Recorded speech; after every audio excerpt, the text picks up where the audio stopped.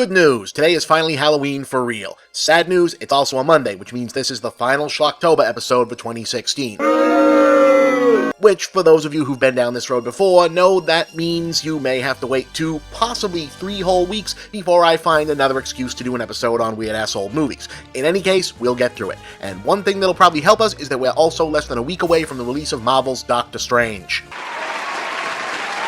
Our only big superhero movie of the season, our last one, period, for a shockingly long stretch of months considering how out of control the proliferation of this particular genre is supposed to be, and if we're being honest, looking a lot better than anybody could have hoped for a fucking Doctor Strange movie to look, however you feel about the comics. The fact is, Doctor Strange was always going to be a hard nut to crack because the whole thing is so goddamn bizarre, even though when you think about it, Hollywood has historically made a lot more movies about wizards than they have about superheroes. But believe it or not, this is the 3rd time Marvel has tried to make this franchise happen. Now I imagine the sort of person who's watching this show is familiar with the rather terrible 1978 movie version starring Peter Hooton, but there's also a second chapter to the story. You see, for whatever reason, Marvel, and supposedly Stan Lee in particular, always seemed to think that Doctor Strange was one of their top candidates for a mainstream crossover appeal, and they never stopped pursuing a live-action movie. For years, the rights to make one were held by Charles Band, the legendary B-movie mega-producer whose family operation Full Moon Video utterly dominated the direct-to-VHS era and was recently reborn as pretty much the Netflix of schlock. Unfortunately, by the time Band & Company had scraped together the components to actually make Doctor Strange, their license had expired and Marvel was thinking they could get more money for it elsewhere. Spoiler, they didn't, hence why this is one of the movies they aren't required to hook up with Sony, Fox, or Universal to make. So, in a reaction that typifies how and why the Band family has survived and thrived for so long in this business,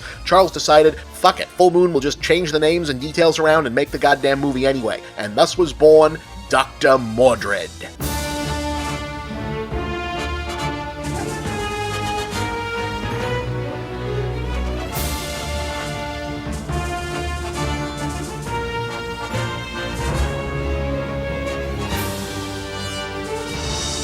Yes, Dr. Mordrid is basically an unlicensed Doctor Strange fan film. Reanimator's Jeffrey Combs has the lead as Anton Mordrid, a respected doctor who is secretly a powerful sorcerer who has a magic amulet, lives in a secret sanctum in New York full of magical artifacts, monitors the world for evil, travels to alternate dimensions, answers to a powerful cosmic entity, battles a fellow student of magic turned arch-nemesis, and is charged with protecting the mortal realm from incursion by demonic forces. In other words, if they had Disney's lawyers to throw around back then, Marvel probably could have sued them over this shit and won. I mean, he even does the astral projection thing.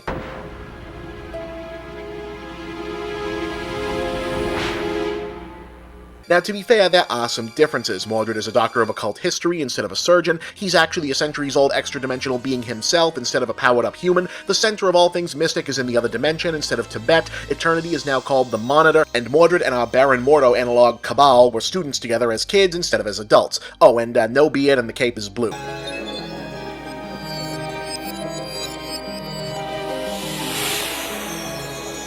Monitor, contact me. I am here. On the other hand, given that comic book movies of this era routinely made massive changes to everything, even in officially licensed adaptations, it's not hard to imagine that Full Moon's official Doctor Strange movie would have still been just exactly this, but with the proper character names. Or hell, maybe even just the one. Anyway, as our story begins, Mordrid has been keeping watch over Earth for well over a century, concealing his identity and funding his work as both resident and secret landlord of the apartment building where his sanctuary is kept. She's right, Edgar. 100 years ago, this was a nice place to live. But he's just starting to come out of his shell thanks to the curious advances of police consultant Samantha, played by Yvette Napar. Please, make yourself comfortable. God, this is incredible. How do you like your coffee? Black's fine. These volumes are amazing. Oh, thank you. I've been collecting them for a long time. Unfortunately, things are cut short when Mordrid's archenemy Cabal, the Death's Head, escapes from his extra-dimensional prison and comes to Earth. Cabal. See for yourself. He killed him. I don't know how many during his escape. The last thing I saw was a firestorm he conjured up. Looking to steal various elements and artifacts of alchemy in order to frame Mordrid for murder, which will buy him time to weave a world-dominating spell by locating, what else, the Philosopher's Stone. The crystals of Endor. It will take more than that. I have more. I should think so. You've had over 100 Earth years to prepare for this. He also recruits a pair of wannabe Satanists to be his assistants, which he doesn't really seem to need, except it helps add more scenes with different combinations of characters interacting, and that makes the movie feel bigger than it actually is, pro tip for low-budget filmmakers, and adds some nudity, because otherwise this would basically be a kids movie and you don't want direct-to-video customers to feel like they're putting up with limited production value without getting something in exchange. Anyway, Samantha helps Mordrid escape and use astral projection to confront Cabal at the museum, where the Philosopher's Stone turns out to be on display. Man, they sure were giants. I remember them being much bigger. Dickhead. Alex, you can't say that. And here we finally get a clever original twist on a wizard's duel. I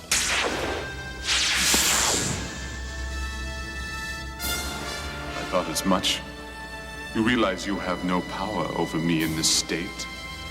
No, but I can cast a spell.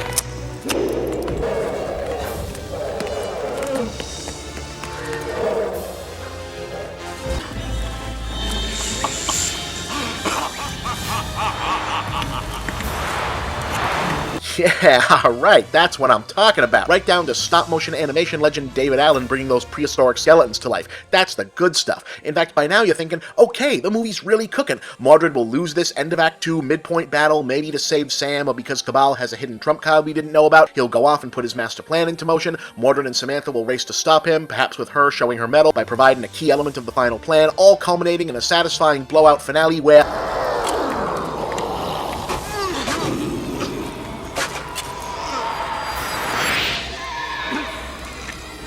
or not. Yeah, no, that's really it. Mordrid kills Cabal with the skeleton tusk, they mop up the one remaining henchman, there's a weird fake-out E.T. moment where Mordrid has to leave Earth for some reason, but then he comes back in time for Christmas, and to tease out sequels that would never be. Well, wherever they send me, I'll need some help.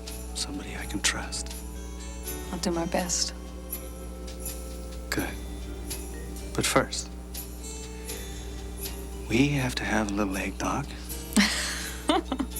Weird, right? I mean, it technically tells a complete story, but it feels like it stops just when it should be getting started. It's not like the movie is too long, either. It's only 74 minutes, and that lack of a strong finish probably explains more than anything why the same studio that made 10 Puppet Master movies, 5 Trancers, and even a crossover between Dollman and Demonic Toys somehow never felt compelled to make even one more movie about Dr. Mordrid. Still, this is a charming, low-tech little movie in its own right, and in 1992, easily the best anyone could have hoped for from an actual Doctor Strange movie. It has a good score, the design work for Mordrid's costume and the layout of his inner sanctum is especially rich and detailed, with a clear level of effort and care being put in. If you know your Full Moon movies, you know Charles Band was always eager to turn even the most limited horror premise into a sprawling comic book mini-epic stuffed with lore, continuity, crossovers, and goofy world-building, so it's fun to see him and his crew start from that point for a change. I wish you well.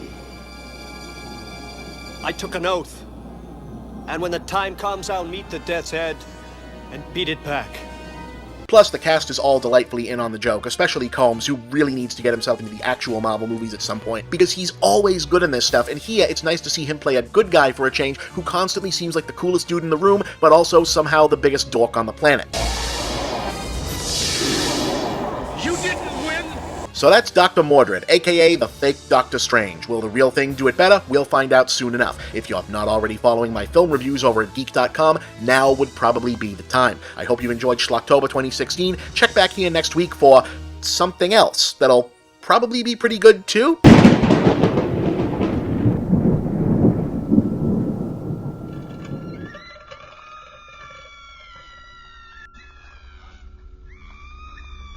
Is Is it Halloween month already again? Weird. I'd always figured living through the actual apocalypse would be like slower, more excruciating and methodical, you know? Anyway, earlier this year we lost one of the great film artists of the 20th century, George A. Romero, the man who revolutionized an entire subgenre of horror by stripping out what had previously been mildly to not so mildly racist subtext, in the West at least, and replacing it with a mid-60s leftist social consciousness, ironically ensuring that zombies would stay popular exactly long enough for AMC to reimagine them as a weirdo, vaguely right-wing prepper fantasy. Time is a flat circle and all that. Anyway, while there's no stopping Romero from being mainly remembered as the zombie guy, the fact is most of his other horror films were also pretty damn great as well, and this week's movie is not one of the very best, but definitely one of the most interesting. Monkey Shines, an experiment in fear.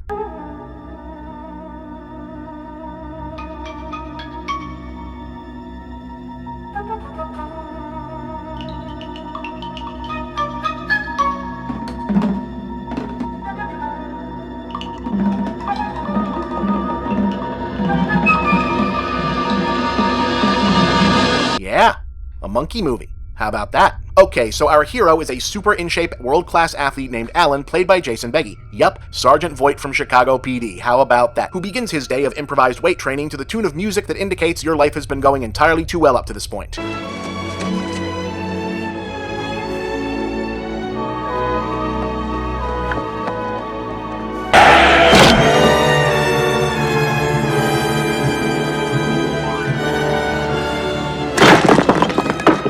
Yeah, consistency of tone is kinda not a thing in this one. In any case, Alan is now quadriplegic. However, lest you think that Monkey Shines is yet another horror film that exploits a character's disability in order to ratchet up the tension by way of their limitations making them somehow more vulnerable, not exactly. I mean, there's a little of that, but the film is mostly aiming to be a psychological horror film about how the world around us starts treating a person different once they've become disabled. Mary Ann Hodges, I've been hired by your mother to come and stay with you and take care of you.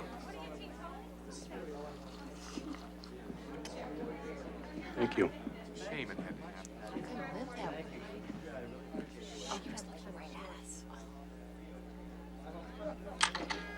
Alan's girlfriend leaves him because this isn't the life she signed up for. That sucks. And she immediately starts sleeping with his doctor, so hey, guess who's not going to make it through much more of this movie? But Monkey Shines is more interested in the subtly dehumanizing behaviors of those who stick around and project their own discomfort with Alan's condition onto him, and the oblivious microaggressions of those who think they're being helpful. His mother immediately starts smothering him like he's a child again.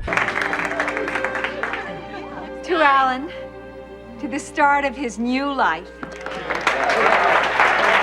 Look, Halloween! Oh, you just refused to wear that costume we bought for you.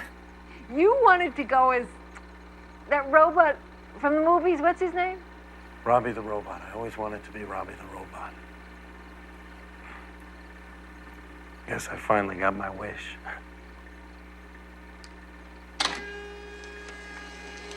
His live-in nurse is an obnoxious know-it-all whose pet bird is free to fly around and piss him off, and once his other friends and relations have given their obligatory tough break mans, he's mostly left alone in this scenario. And as an extra kick in the balls, his surgeons aren't sure about his potential to survive a risky surgery that might restore his mobility. Soon enough, he tries to get out of it the only way he thinks he can.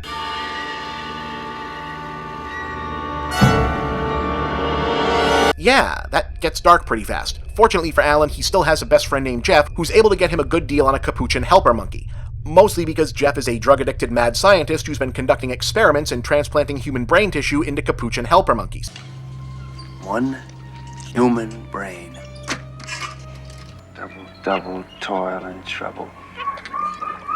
Fire burn and cauldron bubble. You have got to get smart on this, sugar. So Alan now has two new pals in the form of monkey trainer Melanie and Ella the monkey, with whom he forms an immediate powerful emotional bond. Tax collectors getting closer. Hey, she turned it on all by herself. That's the story of, that's the glory of love. And as long as there's the two of us, we got the world and all its charms. And when the world... Beard is history. That deal? What? I don't know. Aww. He also bonds with Melanie in a more explicitly romantic sense, which Ella is not happy about. And did I mention Alan is having monkey POV nightmares?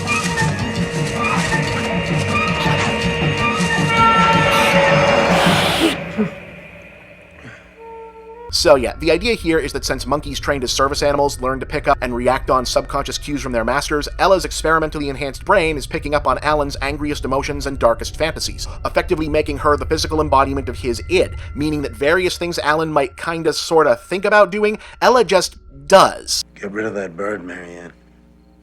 Get rid of that bird, or so help me. You what?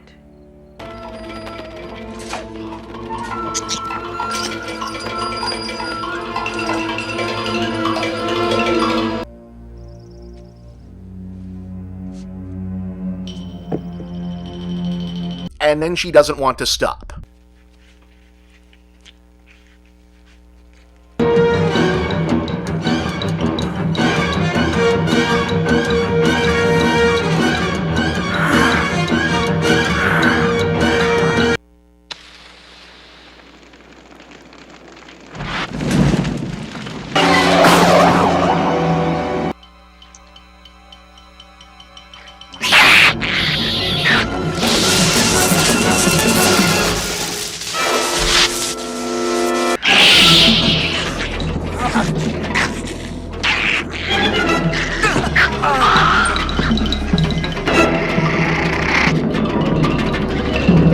Oh, and since she still has a survival instinct of her own, that means Melanie has to go too.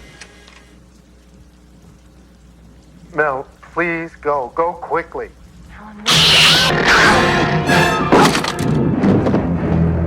Unless Alan can summon the strength to shut down what is effectively his own dark side. Ellen, no! Stop! Ella!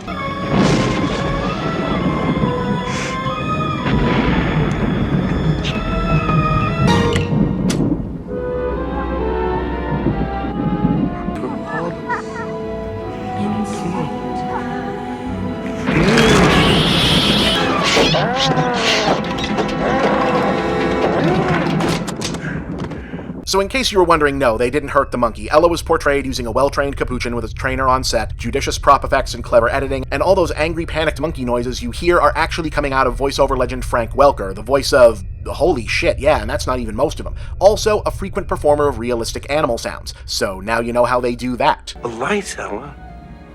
You need lights to have music. Kitchen, Ella. The switch is in the kitchen, baby. Go ahead. Oh, you're too savvy for that one, aren't you, kid? It's okay. Monkey Shines is pretty damn effective overall. Obviously, the main appeal is seeing a ridiculous premise like murderous capuchin monkey taken mostly seriously and played out to its logical conclusion. Romero wasn't particularly happy with the film, his first and for a while thereafter last big studio production, especially after the studio cut down the running time and added an explicit happy ending and one last jump scare after the fact.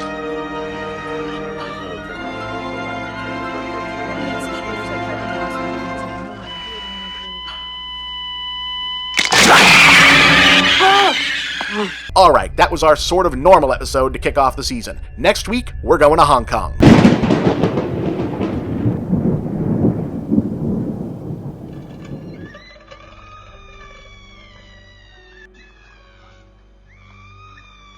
In all of world cinema, there was really nothing quite like the explosion of filmmaking creativity that was Hong Kong from the early 80s to the mid-90s. Today, still best known as the breeding ground for the modern martial arts genre, a confluence of social and economic factors across these decades led the prolific local film industry to step further than ever outside the historical melodramas that had defined so much of their earlier output, resulting in some of the most vibrantly original action, war, horror, and miscellaneous films ever released. Were they all good? No, not even close. But they are all fascinating. Case specifically in point, this week's genre-defying 1986 action-adventure, horror, fantasy, nonsense epic, The Seventh Curse.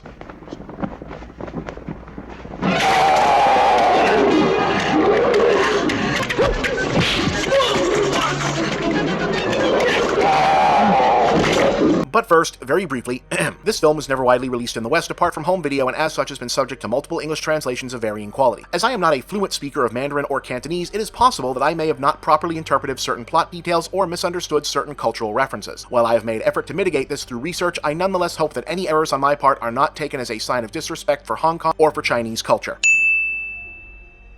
Nobody can say I don't put the work in. Anyway.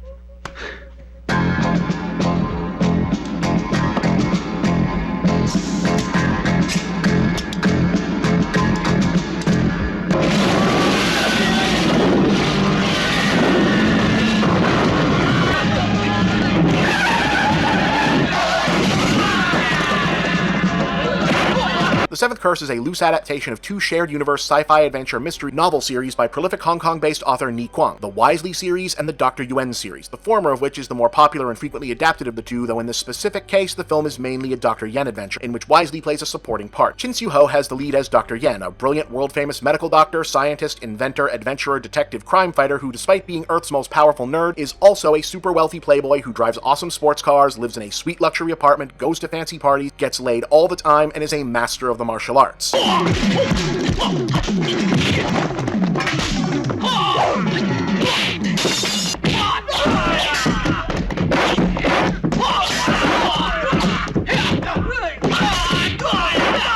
Yeah, in case you were under the impression that it was only white dudes who kept creating characters exactly like this. Chow Yun-fat does the special guest star thing as Wisely, who is pretty much the same guy, but also he knows about ghost stuff and is somehow even more awesome. Since this is Hong Kong in the mid-80s, we open with a heavily armed police shootout wherein outmatched cops call in Dr. Yen to take point on a mission because in this universe that makes sense. 一向都有心脏病，为什么一定要找我？是这样的。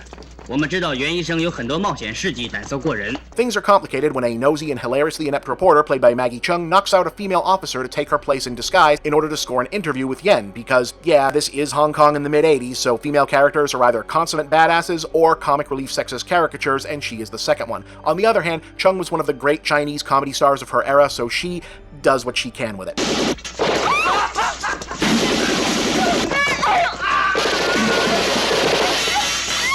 In the main plot, Dr. Yen is being plagued by a mysterious blood disease that turns out to be a curse related to an adventure several years ago in the uncharted jungles of Thailand. Oh yeah, in Hong Kong movies of this era, Thailand is basically Asian Transylvania, where he rescued a native girl from being offered up to the zombie god of the evil worm tribe, who require human sacrifice in order to... just watch.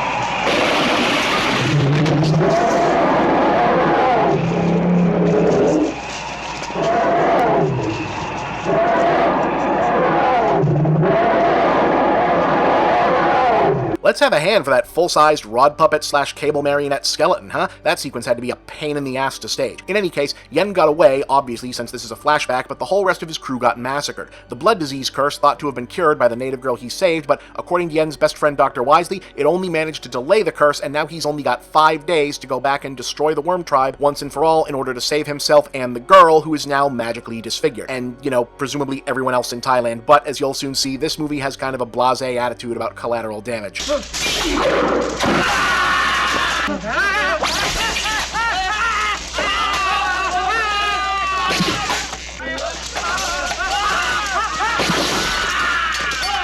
Also, Maggie Cheung is coming along because she's Wisely's cousin. What? And he can't go right away, and her daddy's rich, so she... 不太平。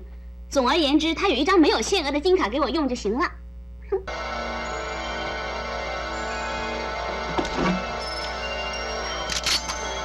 That turns out to be useful because once arriving in Thailand, they discover that Aquala, the sorcerer who runs the worm tribe, has abducted the children of a peaceful village. Hey, wait a second, because he requires a mass child sacrifice to power up his magical weapon, the little ghost.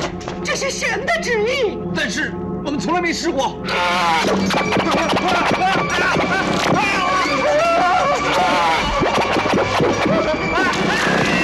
Our heroes aren't super concerned about this for some reason until they get wrapped up in some booby traps and Maggie Cheung gets captured and now it's a rescue mission.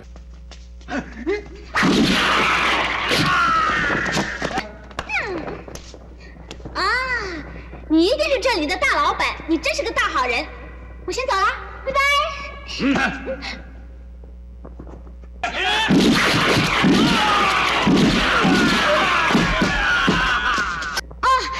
我是来采集标本的。哇，你这么英明神武，我替你拍张照啊！去你的！ Though she ends up briefly possessed anyway, Wisely and his wife Sue, who I think is also supposed to be some kind of good witch herself maybe, finally show up, sure, because there aren't too many characters in this already, and set about curing her while Yen and one of his Thai buddies set off to steal magic ashes to cure various curses from some Buddhist monks.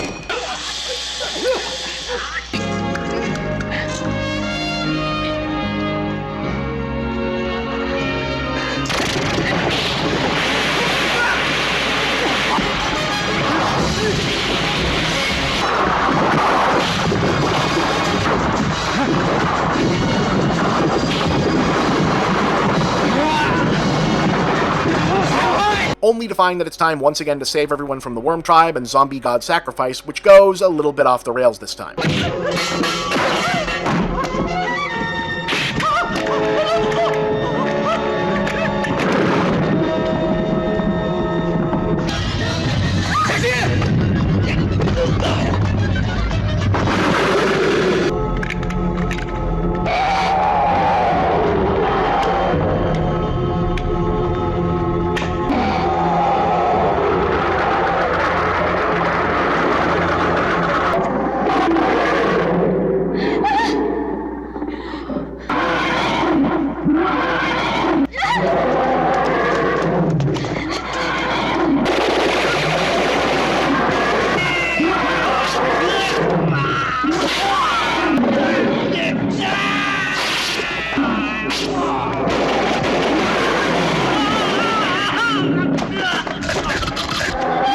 Fortunately, Sue shows up having gained control over Little Ghost and sicks it on the monster.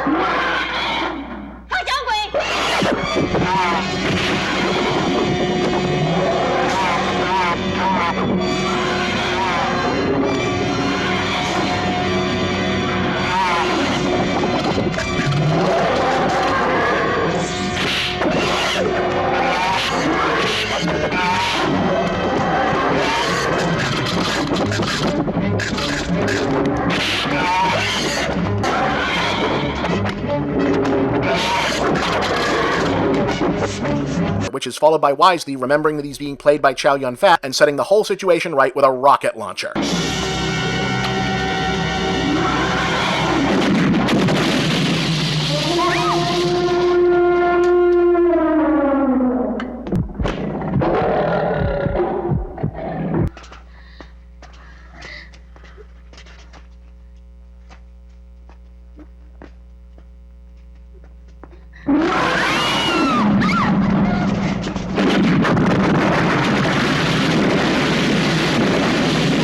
So that happened. Seventh Curse was written and produced by notorious Hong Kong schlockmeister Wong Jing, the ultra-prolific mega-producer responsible for City Hunter and Future Cops, and a career turning point for cinematographer-turned-director Lam Ngai Kai, aka Simon Nam, still probably best known to Western audiences for The Story of Ricky, and in Hong Kong cinema history for the adults-only hit erotic Ghost Story, filmed the same year as Seventh Curse but not released until 3 years later, which helped make a superstar out of Amy Yip and kickstarted the softcore supernatural craze in the country that culminated in the infamous Sex and Zen. The film is somewhat typical of Hong Kong supernatural thrillers of its day, inasmuch as it's completely out of its mind and seems to be making shit up as it goes along, but the sheer scale of it is really something else. This was about 10 years prior to Hong Kong's handover from British colonial to mainland Chinese rule, and the Hong Kong film industry spent that decade expending resources like they thought the world was coming to an end. Definitely worth seeking out for fans of bizarro world cinema.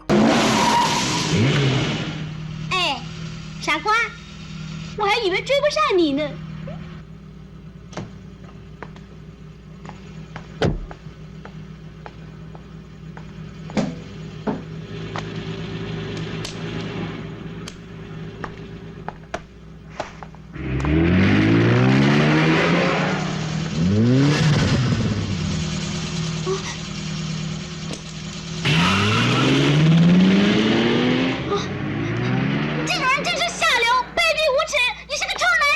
One more Schlocktober down, 3 more to go. Next week, we're going back to the good old US of A. 听好啦，我在美国念书的时候啊，看过很多有关越战杀人机关的书呢。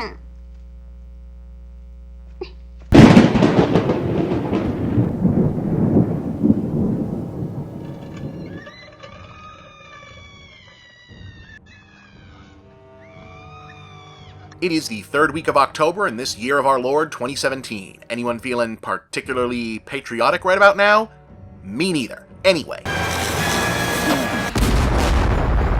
Tying horror films to holidays is one of those things that feels really strange until you think about it for a little bit. One of the most reliable things you can do in a horror movie is prod at people's boundaries and openly violate cultural taboos, and to be effective at that you need to identify and exploit culture and shared mythology that a broad audience can recognize, and given that most notable holidays tend to be tied to religious or national identity, their iconography is an obvious choice because you generally don't even have to be part of the group celebrating to cue in on why it's a big deal. Even most non-Christians get that the idea of a killer Santa Claus is a transgressive perversion of something associated with children and innocence.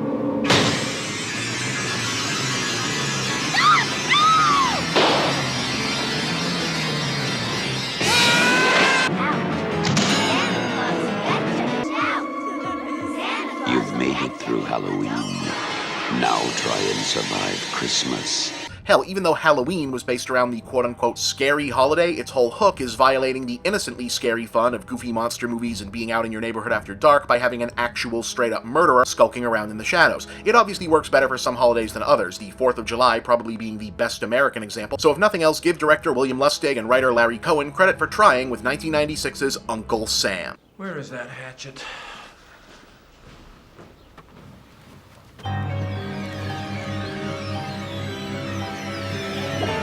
So we open in Kuwait about 3 years after the first Gulf War, or as we called it in 1996, the Gulf War, with some American soldiers belatedly discovering a helicopter full of bodies seemingly downed by friendly fire several years earlier, which of course they'd prefer to cover up. Friendly fire?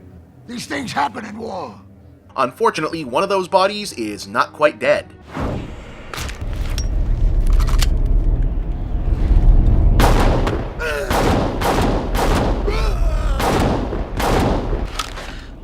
Don't be afraid.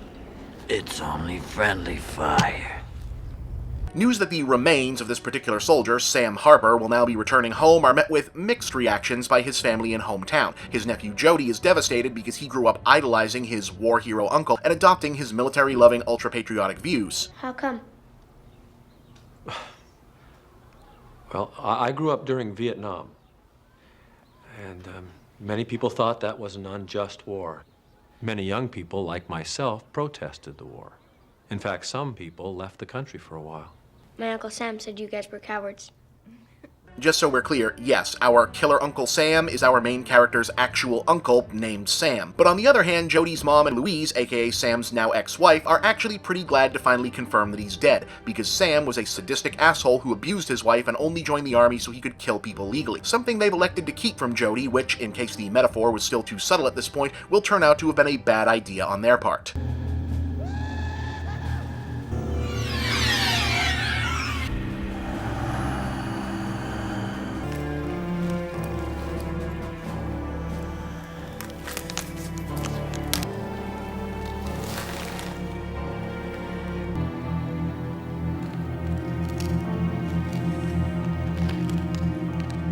So zombie and/or just really hard to kill Sam, this isn't the kind of movie that's going to explain much, gets up out of his coffin and sets out to make some mayhem in his hometown. First by picking up an Uncle Sam costume for a disguise because it happens to almost be the 4th of July, so those are just kind of around.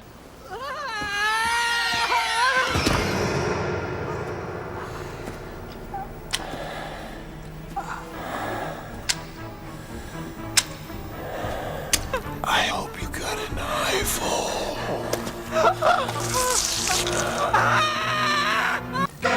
Oh, hey, for my many non-American viewers, we don't actually know who or what Uncle Sam is actually supposed to be either. For a long time, our personified national mascot was a female figure called Columbia, but for some reason a neoclassical Romanesque goddess figure named for a failed explorer who at the time only a minority of Italian immigrants cared about never fully caught on. Then around the mid-1800s, a specifically New England mascot character called Brother Jonathan gradually morphed into a national editorial cartoon fixture allegedly named for a guy who sold meat to the army during the War of 1812 named Sam Wilson, who ultimately got immortalized by a World War II propaganda poster, and yeah, I guess people just dug the design.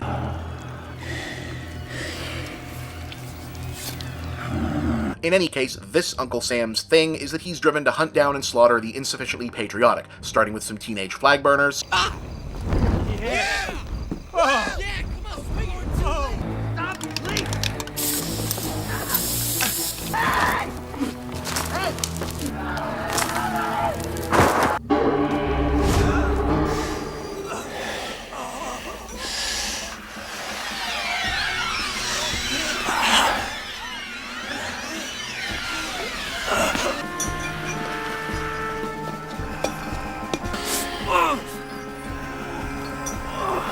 Jody's anti-war ex-hippie teacher. We'll miss our place in the march. Mr. Crandall, I'm back to get the axe.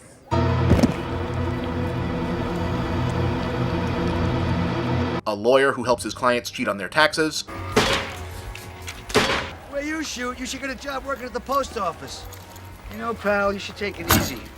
Don't give me the silent treatment, you. Some more disrespectful teenagers.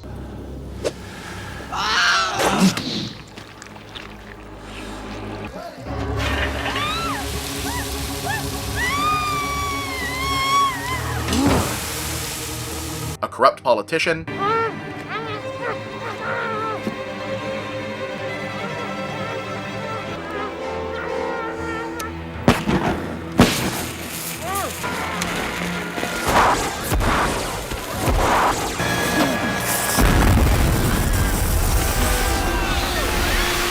and his wife's new boyfriend.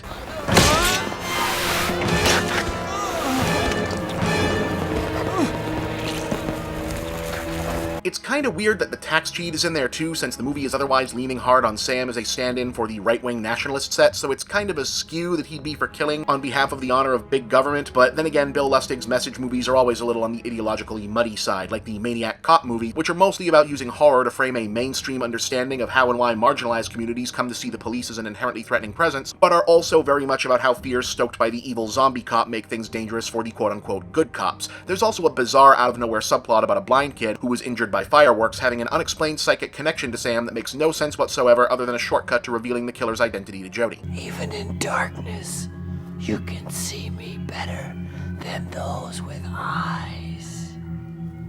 Did he tell you who he is? He didn't need to. He's your uncle, Sam Harper. My Uncle Sam? But he's dead. I never said he wasn't. But on the other hand, the scene where Jody's mom and aunt finally decide to have the talk about who Sam really was and what he did to them is played 100% straight and pretty affecting. Your Uncle Sam wanted everybody to be afraid of him, especially me. He hurt me so badly that I was afraid that one day he might kill me. You're making that up. I know it's an awful thing to say, but I was so happy the day that he got married and moved out of the house. Because then he'd have another victim instead of me. Louise, I'm sorry. I could have warned Louise. I could have told her about what he'd been doing to me since I was 6 years old. But I didn't. Things I couldn't even tell Mom and Dad. Things I knew were wrong. I think that's what came between me and your father. Don't you see, honey? I just couldn't trust men. Honey, do you understand what she's trying to tell you? I'm sorry that happened to you. Like, I kind of wish one of the Nightmare on Elm Street movies would be that upfront and direct about, hey, we know Freddy is fun because he kills people and makes dumb jokes, but he's also a child rapist, please remember. Either way, it ultimately falls to the two kids to defeat Sam once and for all. I wanted to be like you. You have to be dead first. Are you volunteering? I was proud of you. You were like a hero. And now you're killing Americans? Americans? These are the same people that left me to die in the desert. Well, now they've gotta face me. Your Uncle Sam. Aided by the late Isaac Hayes as a disabled Korean war vet who blames his own propensity for telling war stories as helping warp Sam's perspective as a child. I'm staying with Sam. He's taking me back with him. Is that boy done gone nuts? Light it.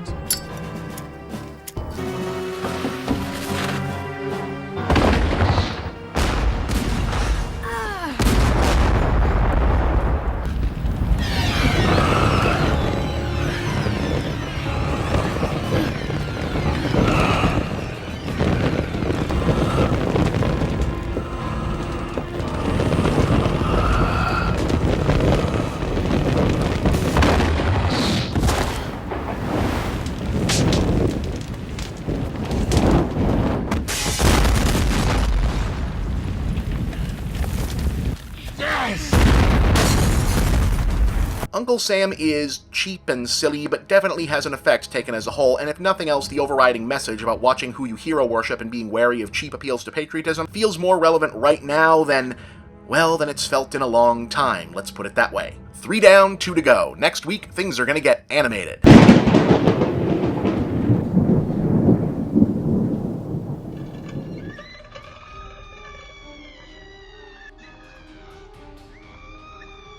Have we done a TV show for Schlocktober before? Well, I guess we're doing one now. Told you this would be an eclectic year. If you were an American kid in the 1980s and were big into monsters, chances are the Inhumanoids are tucked somewhere into the recesses of your memory. Another in the endless line of short-lived action cartoons produced to market a line of action figures. For a long time, Inhumanoids held a kind of mythic notoriety, vastly outpacing its relative quality precisely because neither the series nor the toys were successful or long-lived. But they looked really cool in the commercials, investing them with one of those pre-internet did I imagine that existing reputations as one of the ultimate everyone wanted but nobody had playthings of the era. Inhumanoids, the evil that lies within. Help me, Herc! Grab my line! Look, Floyd! You can't escape Metlor! It's hard not to see why. The centerpiece of the line, the three Inhumanoids themselves, were cool-looking giant monsters with the giant part emphasized by making them absolutely huge in context to the 80s action figure standard, between 3 and 4 times the height of most regular-sized figures on the market. Unfortunately, they were pretty hard to find. When you did find them, they were regularly considered overly expensive by parents, and the other characters in the line were not popular at all. So the whole thing was just kind of remembered as a weird-ass fever dream for a whole generation until eBay supercharged the adult toy collector scene in the late 90s. But in the beginning, someone at Hasbro was betting Inhumanoids would be the next big Transformers-sized thing and gave the launch a full-court press with a 5-part animated movie pilot from the producers of Transformers that is our subject for today. Inhumanoids, the evil that lies within. From down in the fiery depths of the earth where nightmares begin. Inhumanoids, the evil that lies within.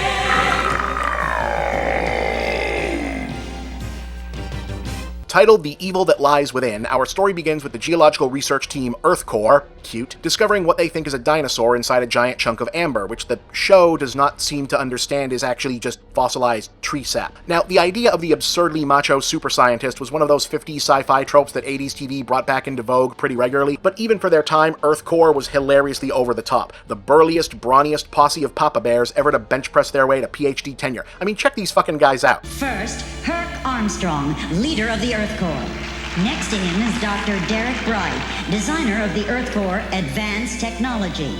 And next to Dr. Bright, Augur, distinguished archaeologist and the man responsible for constructing the Earth Corps' specialized suits and vehicles. And finally, Jonathan M. Slattery, better known as Liquidator, master of chemistry, spelunking, and sundry arcane sciences. What do you think she's doing after the party? I find it very unlikely she'd be seen with you. Obviously, she's a woman of refinement. So, Sandra, what did you say you were doing for dinner?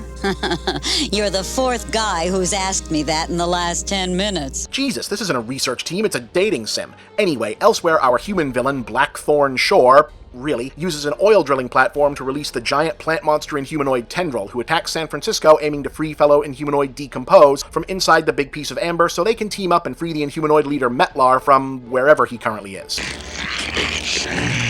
Release the tendril, then we free Metlor.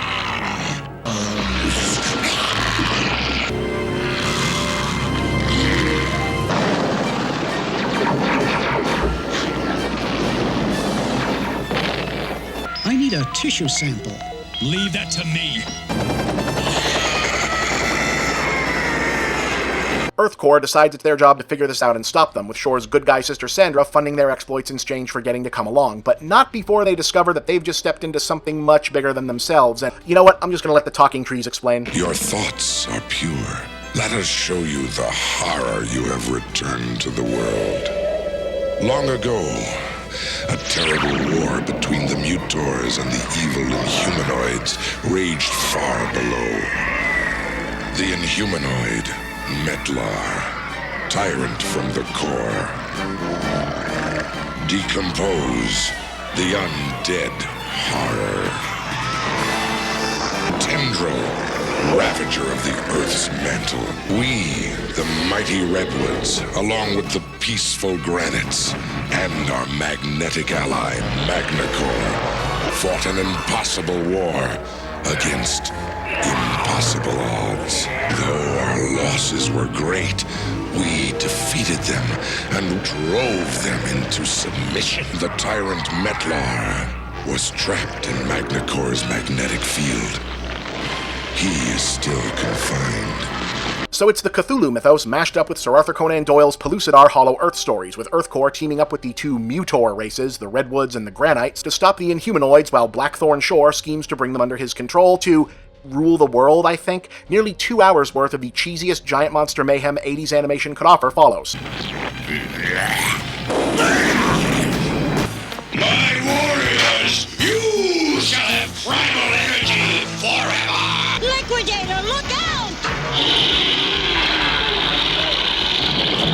Your suffering lies end soon! At once!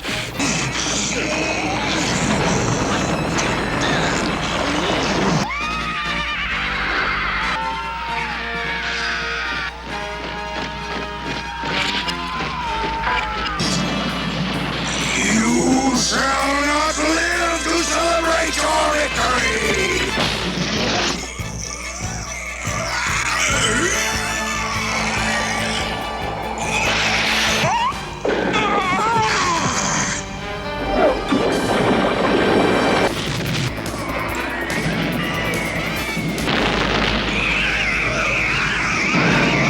Do you fear death more than you fear me?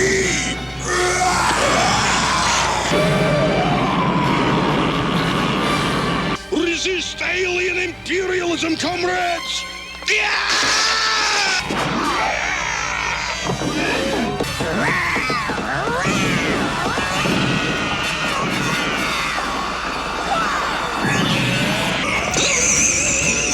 Metal-coated flesh slugs should be quite a delicacy.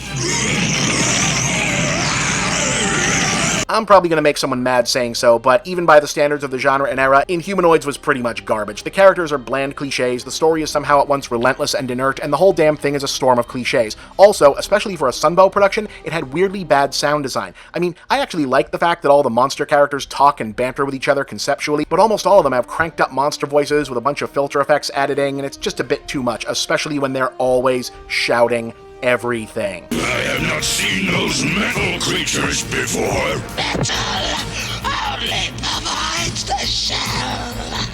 Surface-dwelling flesh slugs live inside. Tenril, it will be your duty to spatter them. Slimy. I see Tenril has grown no more intelligent in my absence. Yeah, 2 hours of that. I do still appreciate some of it, though. The monsters and the underground civilization stuff is all very original from a design standpoint. They don't skimp on the action, and some of it's pretty damn creepy. Spelunking down a giant hole to find out where a monster came from and finding a giant prison cell is a pretty damn great "there's something bigger going on here" reveal that any genuine pulp author would have been proud of. And Decompose being able to not only create zombies but turn humans into full-sized Inhumanoid allies with just a touch is solid nightmare fuel.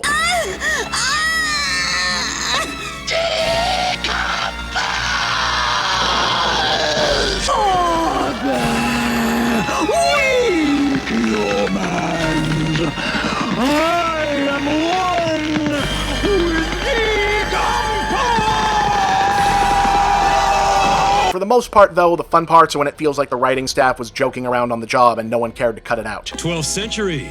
Looks like our buddy from last night's been around for a while, huh? Is it so?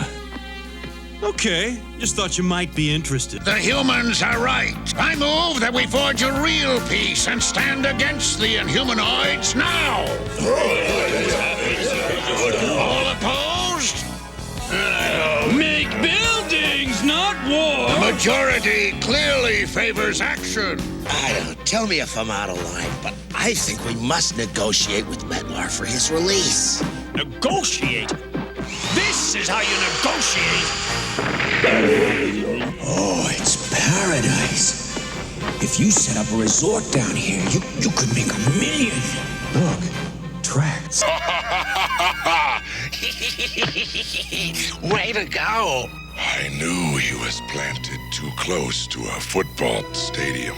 I say we attack Metlar at Infernac. No, Red Sun. To attack is to lend force to an opponent. The resulting ill thought shall not be lost in the universe, but return to strike us down. What's he talking about? He's got bark for brains. No, he's right. We must resist fighting out of emotion. Were they from outer space? Mutations caused by toxic waste? Or were they a mass illusion created by the stress of modern living? Especially this now hilariously topical scene where Tendril tears down a bunch of Civil War monuments. No, really. Hoping to break the Union lines, Lee ordered Pickett's charge right on this very battlefield. The Yanks stopped him, and the war was pretty much over, save for the shouting. Is that part of the show?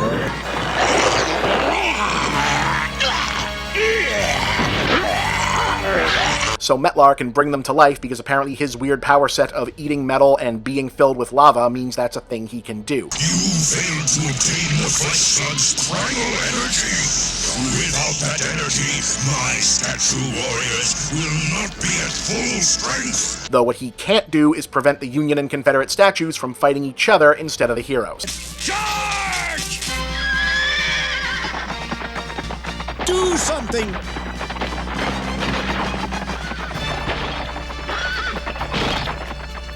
Darn Yankees! Trust them rebels to mess up a good alliance!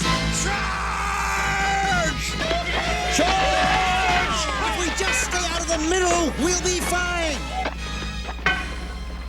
Like I said, even within its own era and genre, Inhumanoids is a mess, but viewed in hindsight, there's something compellingly morbid about it. The pilot movie was released on DVD about a decade back. It's not super easy to find at this point, but for monster completists who think they've seen it all, it's worth seeking out. In mythology, there was always something guarding the underworld. The Russians thought it was a monster named Surma. The Greeks had a dog named Cerberus. And you have me, Metlar! So ends the first Saturday morning Schlocktober. Next week, something for the foodies in the audience.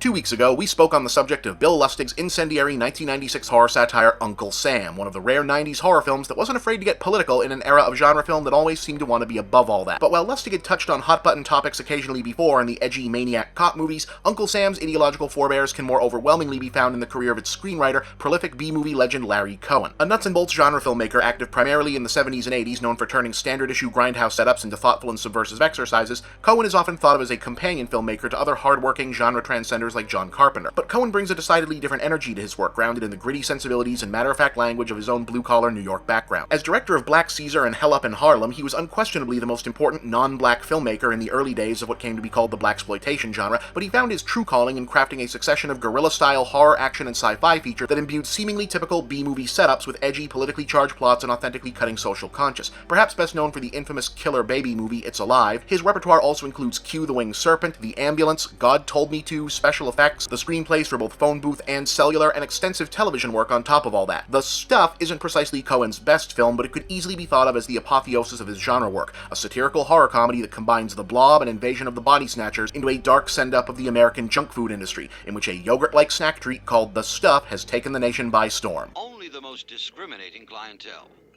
How's the food, sweetheart? That's nice. Where's the stuff? Enough is never enough. Enough is never enough of the stuff. The stuff, the taste that makes you hungry for more. But one suspicious suburban youth named Jason is beginning to think something is not quite right about it.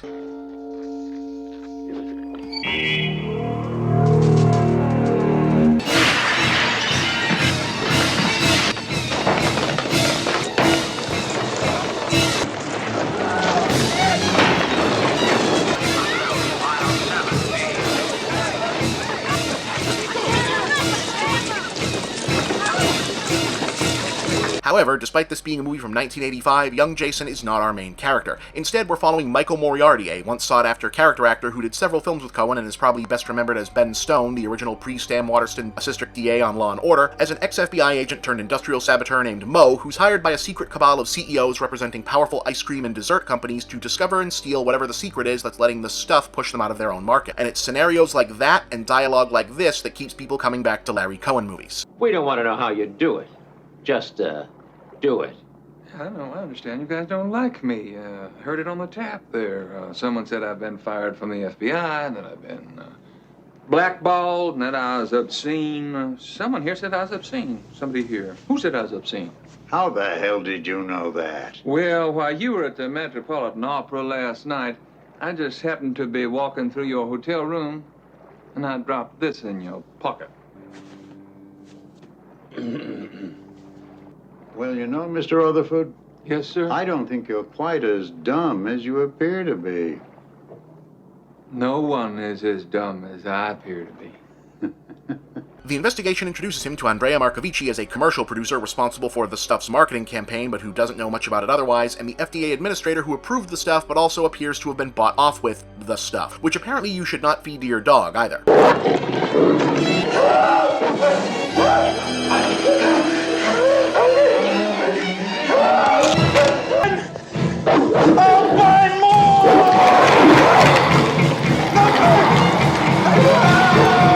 The mystery ultimately leads to a ghost town in Virginia where the stuff had been test marketed and hooks him up with Garrett Morris as Chocolate Chip Charlie, a self-made cookie kingpin who is put out of business by the stuff and helps discover its terrible secret. Okay, lethal hands, kill the door. Watch out for spinners. I always knock first.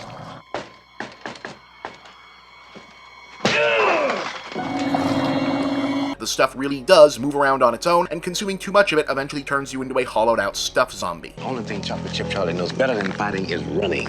Pick a direction. There's a hole in that sucker. Get in the boat! Awesome. No CGI effects here either. The stuff effects were all done with models, composites, and trick photography. Even the set-piece sequence where Moriarty and Marcovici are attacked by a whole blob of it in a motel room after he convinces her that she's been unwittingly helping something sinister. I'm gonna burn it.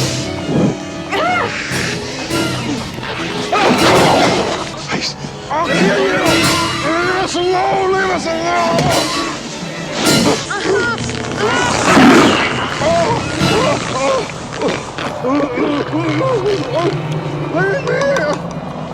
Look, I'll burn the hell out of it. That shot was done using a set that's actually the interior of a huge box that can be rotated in midair, with the camera and everything but that one actor and the industrial foam playing the stuff bolted into place, so that to the camera it looks like they're both sliding up the wall when you play the footage back. The same rig was actually used to do the similar shot from A Nightmare on Elm Street. In any case, with Chocolate Chip Charlie dispatched to alert the FBI, the other heroes rescue Jason from his stuff-addicted family. Thought you'd love this house, Jason. That's why we bought it. What about your new room? We got you everything you asked for. Are we asking you for so much?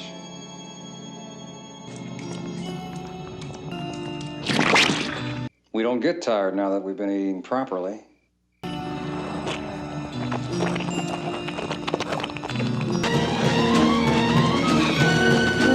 I saw it move too. Get in the back.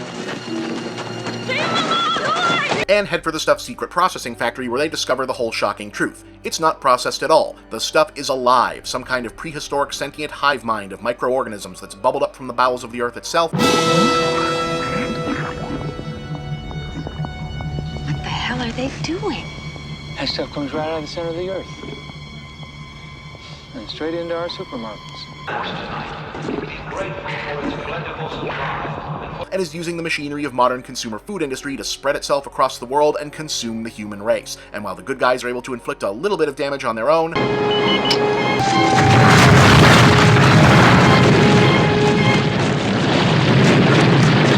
they're going to need backup and decide to get it from the only folks who'd both immediately believe such a ridiculous story and be equipped to do something about it. A castle? I know the man who lives here. I know everything about him. He doesn't know me.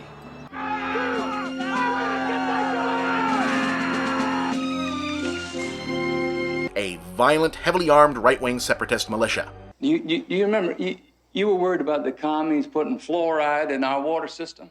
Mm-hmm. Oh. Now, you know, there's a thing going on now that's a lot worse. Sons of bitches. They're flown to that. Yeah, I guess they forgot about Colonel Spears, huh? They didn't know you were around and that you had something in you and you could want them bring to their knees, right? Hoo boy, this whole subplot. Yeah, So in 1985, we didn't really grasp what these guys were eventually going to become. We just thought they were funny. But hey, someone else from Law & Order, huh? Well, this is disgusting.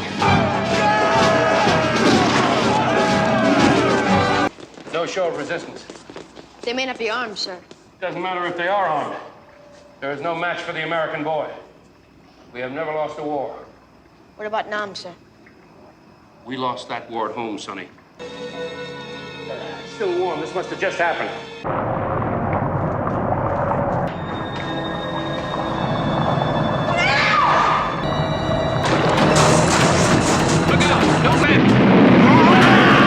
Also, to Cohen's credit, he doesn't sugarcoat that our temporarily useful rent-a-mercs are still a bunch of paranoid racist assholes. I will permit this colored man to speak. But speak one word of the Commie Party line, or one word in code, and I will blow his head off.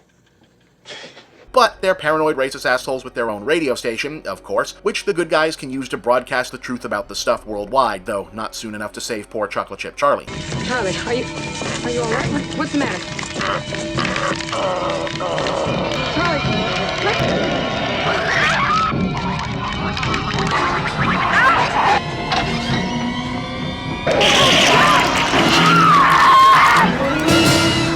Jason, don't let it touch you.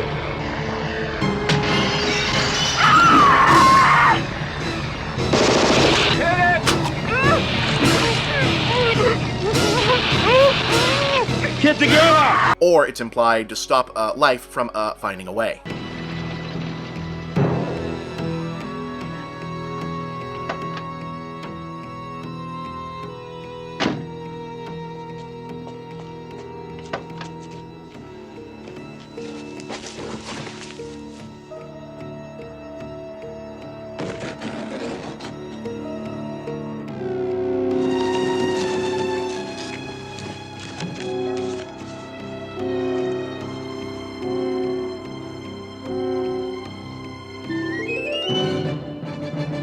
As I said, the stuff is probably not Larry Cohen's best movie, but it is one of his most bizarre and interesting works. A truly unusually and unsettling film that jumps back and forth from straight horror to outright comedy, and has become a genuine cult classic as a result. Cohen never quite got his due in his day, partially because he didn't make that many films, all things considered, and also possibly because his films were not quite as, well, for lack of a better word, geeky than what later became the standard model for rediscovered cult classics. But his fame has been making up time within the last few years, and is set to culminate with the release of King Cohen, a new documentary retrospective of his career that's currently touring the festival circuit in 2017. Enough is never enough. And so ends Schlocktober for another year. Next week, we'll be back to normal, or whatever passes for normal around here. Thanks for tuning in.